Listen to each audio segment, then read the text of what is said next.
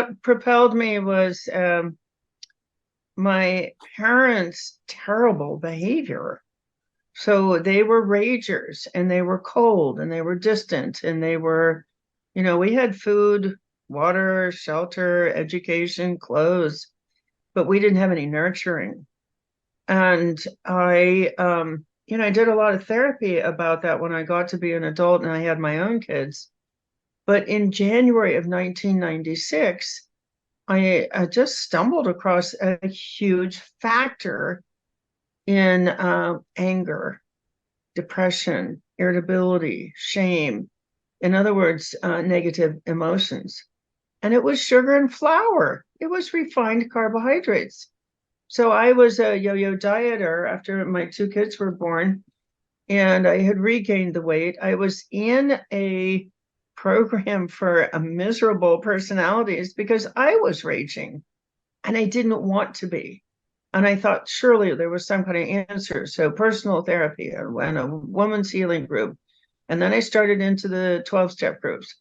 But a woman in my miserable personalities group said to me one day, why don't you also try food addicts in recovery? And what I heard was, oh, you need to lose weight, because that's what people think, diet weight. It's so much more than that. So I wasn't overweight at the time, but by the end of the year I was. So I went and got the book. I didn't read the book. I just turned to the food plan, and it eliminated sugars and flours. So really amazing things started happening, and right away, like day 4, the cravings, the constant thinking about food went away. Like I didn't even know that was possible, and I didn't know that cravings are not normal.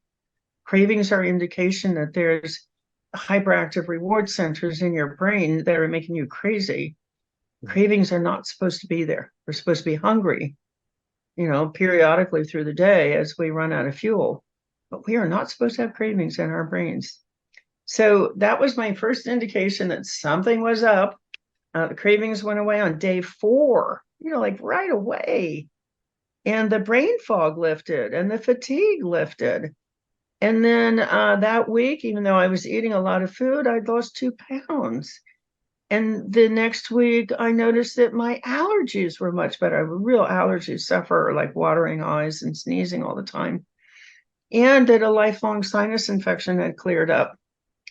But it was in the 3rd week that I adopted this as a career, as a life mission.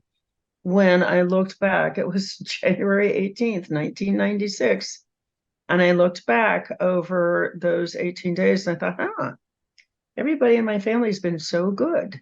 I haven't had to yell at anybody. It's just like, it hit me like a ton of bricks. It was about the food. I had started the support group. I did go there that Saturday. This is before the internet. And yes, people affirmed that getting off of sugars and flours correlates with being less irritable. And boy, in that moment, I just said, I got to tell everybody on the planet